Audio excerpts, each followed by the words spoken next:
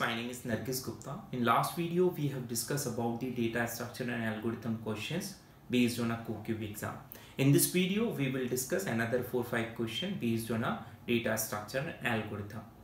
So question number 1 is number of vertices of odd degree in a graph is. देखिए graph theory से related question है और graph theory क्योंकि हम data structure के अंदर भी पढ़ते हैं तो हमने इसको डेटा स्ट्रक्चर में कंसिडर किया है कि number of vertices of odd degree in a graph is. एक ग्राफ में number of vertices odd degree के क्या होंगे? 4 ऑप्शंस हमारे पास में है। इवन होंगे, ऑड इवन भी हो सकते हैं, ऑलवेज 0 होगा। तो इसके लिए डायरेक्टली एक थ्योरम है हमारे पास, बट मैं डायरेक्ट आपको एक ग्राफ बना के एक्सप्लेन करता हूँ इस क्वेश्चन को, तो आपको समझने में बहुत ईजी होगा। So let's suppose this is a V1 vertices, ये V2 वर्टाइसेस है मेरे पास में, ये V3 वर्टाइसेस है और ये हमारे पास में V4 वर्टाइसेस और एक और वर्टाइसेस हम इसमें कनेक्ट कर देते हैं, this is a V5 vertices. ठीक है, और ये सारे वर्टाइसेस मैं आपस में एक दूसरे से कनेक्ट कर देता हूँ और यहाँ पर हमारे पास में एक और एज हो गई और यहाँ पर एक सेल्फ लूप हो गया। नाउ यदि अब आप इस क्वेश्चन को बहुत ध्यान से समझें तो देखना, यदि हम नंबर ऑफ एजेस कैलकुलेट करें कि हर एक वर्टाइसेस पे एज कितनी होगी, तो V1 पे एज कितनी है, V2 की एज कितनी है, मतलब V1 V2 से कितनी एजेस कनेक्टेड है, और V3 पे कितनी है, ऐसे ही सिमिलरली V4 पे कितनी एजेस कनेक्टेड है। तो यदि V1 निकालेंगे आप तो 1 2 और 3 4, क्योंकि सेल्फ लूप को हम डबल काउंट करते हैं तो इसकी एज कितनी हो गई 4। V2 की यदि काइंड आउट करें 1 2 3 तो ये 3। V3 पे देखें अपन तो 1 2 3, क्योंकि अनडायरेक्टेड ग्राफ है तो हमें इनकमिंग आउटगोइंग देखने की जरूरत ही नहीं है, डायरेक्टेड होता तो हमें ये चीज देखना पड़ता। V4 पे देखें तो 1 2 3 तो V4 पे भी हो गई 3। V5 पे एज यदि आप कैलकुलेट करें तो कितनी है, सिर्फ 1, तो ये 1 हो गई, ये वर्टाइस हो गया मेरा। अब यदि आप यहां पर समझ लें थ्योरम क्या कहती है, थ्योरम ये कहती है कि कितने ऐसे वर्टाइसेस हैं जिनकी डिग्री ऑड है।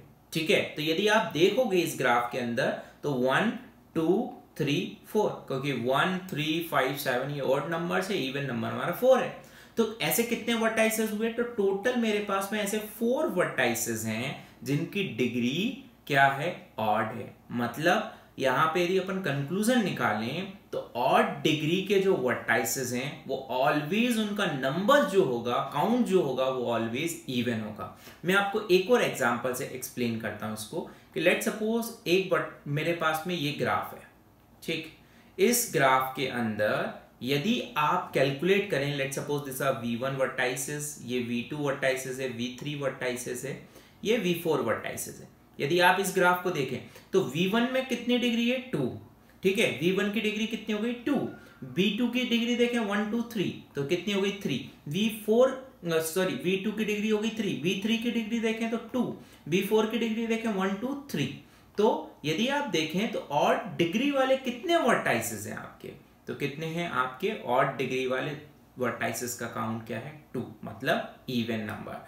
सो हम ये कह सकते हैं कि the number of vertices of odd degree in a graph is always even.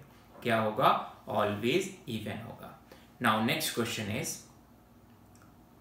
The next question is the algorithm design technique use in the quick short algorithm is. ठीक है, जब आपने क्विक शॉर्ट यदि ध्यान से पढ़ा हो, और यदि आपने नहीं पढ़ा है क्विक शॉर्ट तो please watch my quick short related video, जहां पे हमने ये देखा है कि क्विक शॉर्ट और मर्ज शॉर्ट दो हमारी डिवाइड एंड कनकर टेक्निक को फॉलो करती है। डिवाइड एंड कनकर टेक्निक को फॉलो करने का मतलब क्या है उसको समझिए।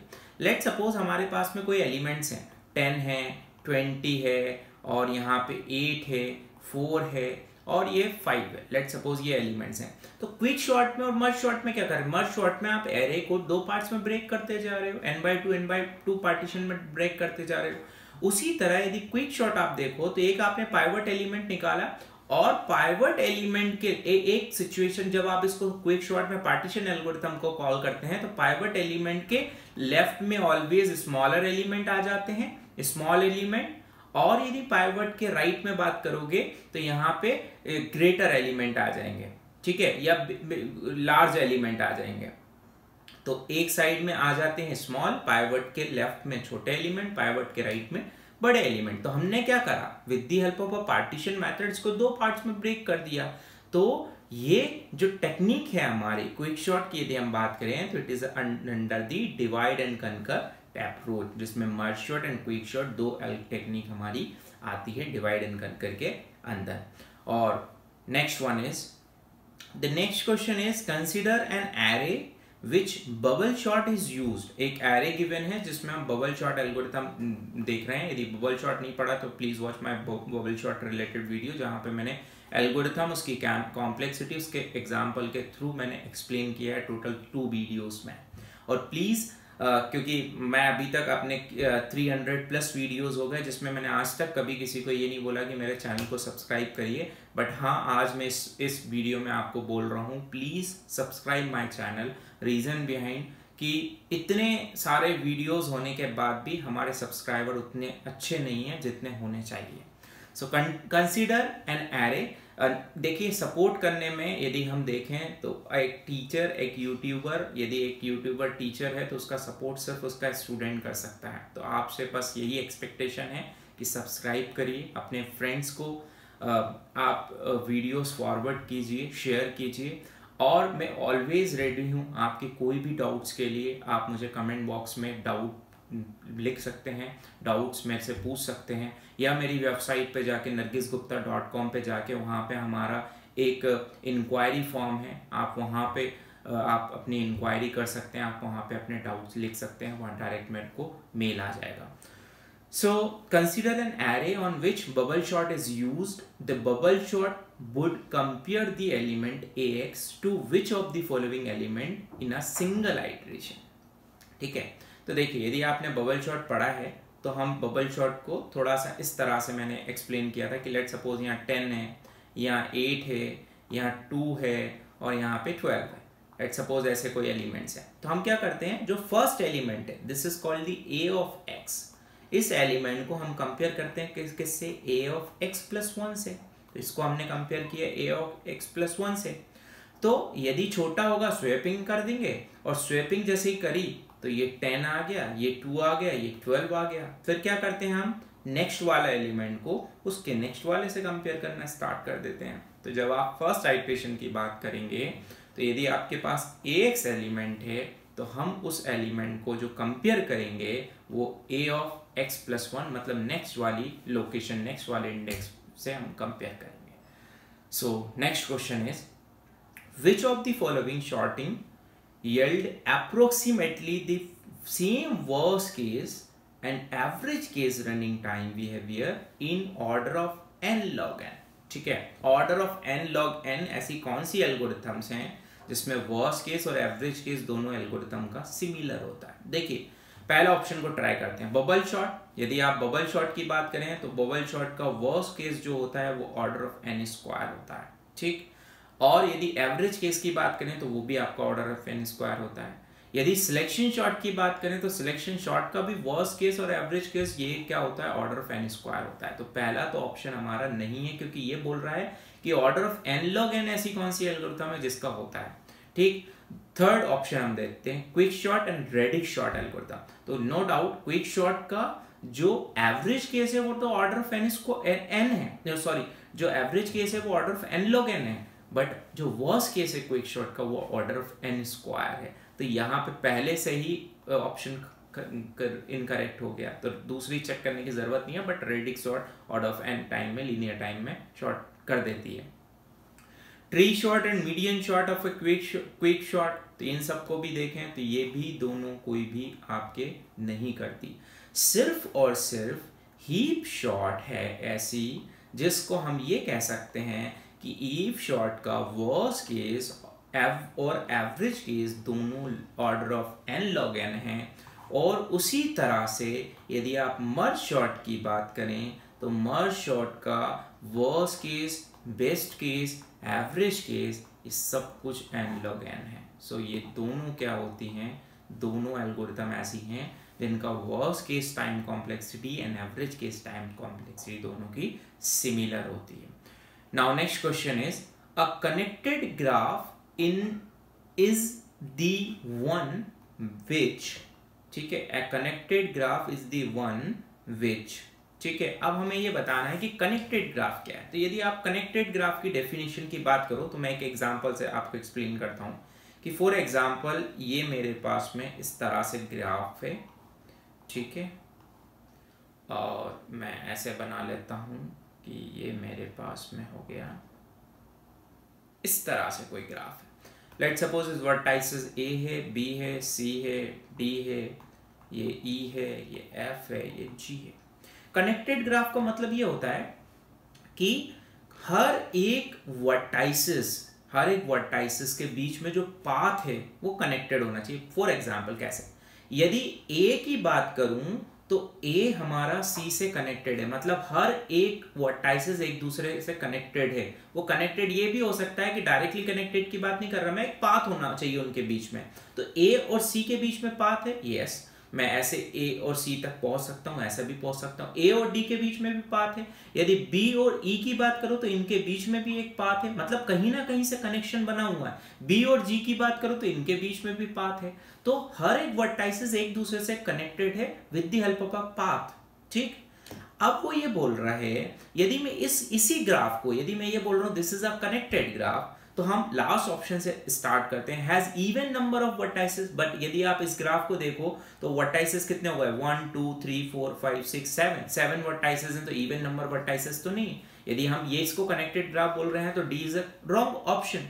सी की बात करें, does not contain a cycle, but यदि आप इसको देखो तो ये तो साइकिल कंटेन करके रखा है, ये साइकिल कंटेंट, ये वाला भी, दूसरा वाला कंपोनेंट भी साइकिल कंटेन करके रखा है, ठीक है। ये कंपोनेंट 1 है, ये कंपोनेंट 2 है, इनके बीच में एक पाथ है। यदि पाथ है तो कोई प्रॉब्लम की बात नहीं है, तो ये भी ऑप्शन गलत हो गया। Can be partition without removing an edge, भाई जब तक कि कोई भी एज को आप रिमूव नहीं करोगे पार्टीशन तो कर नहीं सकते आप। तो can not be partition without removing an edge. यदि आपने कनेक्टेड ग्राफ और डिसकनेक्टेड ग्राफ की डेफिनेशन पढ़ी है तो डिसकनेक्टेड ग्राफ ये कहता है कि एक ग्राफ को हम दो पार्ट्स में, मोर देन 2 पार्ट्स या मोर देन 2 कंपोनेंट्स में डिवाइड कर लेते हैं तो वो डिसकनेक्टेड ग्राफ है। यदि इस ग्राफ से ये वाली एज को मैं रिमूव कर दूं तो ये दोनों अपने डिसकनेक्टेड ग्राफ है, मतलब आपको क्या करना पड़ा, एक एज को रिमूव करना पड़ा, तभी जाके आपका कनेक्टेड ग्राफ डिसकनेक्टेड ग्राफ बन पाया।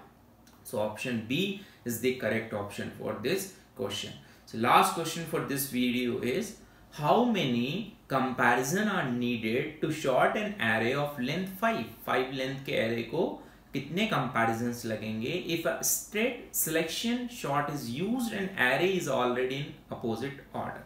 देखिए straight selection मतलब normal selection sort की बात कर रहा है और array जो given है आपको वो opposite order में given है। मतलब इस तरह से यदि एलिमेंट है 15 10 8 5 and 2, टोटल कितने एलिमेंट्स हैं मेरे पास में, 5 एलिमेंट्स। तो 5 एलिमेंट्स हैं, अपोजिट डायरेक्शन में हैं। यदि अपोजिट की यदि अपन बात करें मतलब वो बोल रहा है कि डिसेंडिंग ऑर्डर में है। यदि ये सिचुएशन है तो वो बोल रहा है कितने नंबर ऑफ कंपैरिजंस लगेंगे यदि मैं सिलेक्शन शॉर्ट एल्गोरिथम को यूज करूं। तो सिलेक्शन शॉर्ट में आप क्या करते हो, मिनिमम फाइंड आउट करते हो। सबसे पहले मिनिमम निकाल लिया, उससे एक्सचेंज कर दिया। तो देखिए मैं यदि बताऊं आपको तो एक कंपैरिजन ये लगेगा, दूसरा कंपैरिजन लगेगा, तीसरा कंपैरिजन लगेगा, चौथा कंपैरिजन लगेगा। तो फर्स्ट वाले आइट्रेशन में मतलब फर्स्ट वाले पास में, फर्स्ट वाली स्टेप में 4 कंपैरिजन लगेंगे। उसके बाद में जो भी आपका मिनिमम एलिमेंट निकल के वहां पे पहुंच जाएगा तो मिनिमम एलिमेंट क्या मिला 2, तो 2 आगे चला गया। तो बाकी रिमेनिंग कितने एलिमेंट्स बचेंगे मेरे पास में, 4 एलिमेंट्स बचेंगे, ठीक है। ये 2 की पोजीशन आप स्वैप कर लीजिए, यहाँ पे 15 हो जाएगा और यहाँ पे आपका 2 हो जाएगा। तो ये हो गया आपका फर्स्ट आइट्रेशन। अब ये 4 बचे तो 4 में 1 कंपैरिजन, 2 कंपैरिजन, 3 कंपैरिजन। तो कितने कंपैरिजन हुआ सेकंड टाइम में, 3 कंपैरिजन हो गए। इस केस में क्या होगा, आपका जो भी मिनिमम एलिमेंट होगा वो उठ के कहाँ चला जाएगा, आगे चला जाएगा। तो 5 यहाँ चला गया, 10 यहाँ आ गया। अब बचे कितने मेरे पास में 3 एलिमेंट्स। तो कितने कंपैरिजन, 1 कंपैरिजन, 2 कंपैरिजन। कितने कंपैरिजन हो जाएंगे नेक्स्ट में, 2 कंपैरिजन हो जाएंगे। अब बचे 2 एलिमेंट्स, तो 2 एलिमेंट्स में कितने कंपैरिजन हो जाएंगे, 1 कंपैरिजन हो जाएगा। तो यदि आप सिलेक्शन शॉर्ट अप्लाई करें तो n-1, n-2, n-3, n-4। यदि सिलेक्शन शॉर्ट के कॉम्प्लेक्सिटी की बात करें तो कंपैरिजन लगते हैं order of n square. Order of n square कैसे बनता है, फॉर्मूला बनना है n-1 plus n-2 plus n-3, series बन की गई। तो यदि आप टोटल इसका करें तो टोटल नंबर ऑफ कंपैरिजन कितने लग जाएंगे आपके 10 comparison. So this is all about the CoCubes data structure and algorithms questions. Thank you so much.